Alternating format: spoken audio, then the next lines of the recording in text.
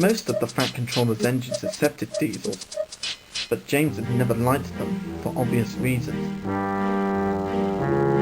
Man, diesels are so annoying, especially the ones who are stuck up. Diesels are alright, James. They're just mixed traffic engines like you and me. Mixed up engines, you mean, Henry? Like with windows at each end? I mean, how the hell can they know they're coming or going? Well, Toby has 2 cabs and he gets on alright. Yeah, but Toby's just a little engine. I mean, like, if an important engine like me didn't know which way to turn, what would the road come to? All the engines agreed that James was becoming much too puffed up in his smoke box. Making out his royalty or something. It's disgusting. I once met an engine called King James when I went to Paddington a few years ago. King James the First, he was, but he didn't swank about like James does. Well, you don't want to tell James that. He'll make an even bigger misery of our lives that he's making right now. Exactly, Marv. But the question is, who's going to trim his wheels for him? The engines tried all sorts of ideas, but nothing worked.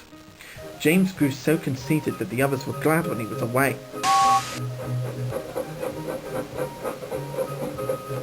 Even the coaches twitched anxiously to each other if they thought he was to pull them. One day, James came to the sheds fuming with rage. Shunting? Me? Where are Thomas and Percy? They should be here for jobs like that. But the tank engines were helping on Edward's branch line, so James had to do the work himself. Damn it! James's train had long trucks called rail wagons. These had bogie wheels at each end, with a low section between them, even though it doesn't look like it from the film. Anyway, they are used to carry cars, tractors, and other heavy machinery. Possibly airplanes as well, depending on how fat and big they are. The shunting should have been easy, but James was cross and bumped the truck. Ow! Ow! Ow! Ow! Ow! Ow! Damn that, James! Some of them even slipped their brakes on to spite James. The weather was damp and misty too, so the shunting took a long time. Phew! At last, I have only 2 trucks to fetch before the train's ready. And not a moment too soon. I haven't been this annoyed since the time I had to put up with Slavine's crappy singing. So let mercy come and wash away what I've done. I'll face myself to cross out what I've become. Stop it! Because of the mist, the signalman sometimes found it hard to see what was happening. James's driver told him that James would whistle once they'd collected all the trucks and moved clear of the points. Right, almost finished. What? Who the hell was that?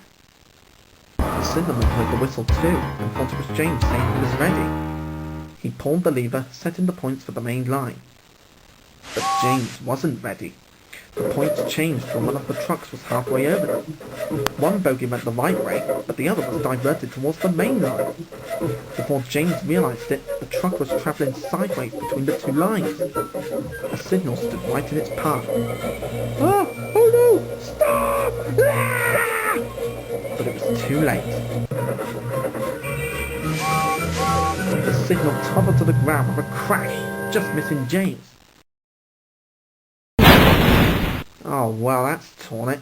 The Fat Controller won't like that. He didn't. He spoke severely about it, because the signal was important and its loss was inconvenient. James knew that the accident wasn't his fault, but he was unusually quiet in the shed that night. The others were relieved. Well, at least he ain't going on about diesels now. Yeah, let's hope he stays like this for the whole week. I suppose it must be difficult to know which way to go when you've got 2 cabs, but to go 2 ways at once with only 1 cab, that really is something. James pretended he hadn't heard.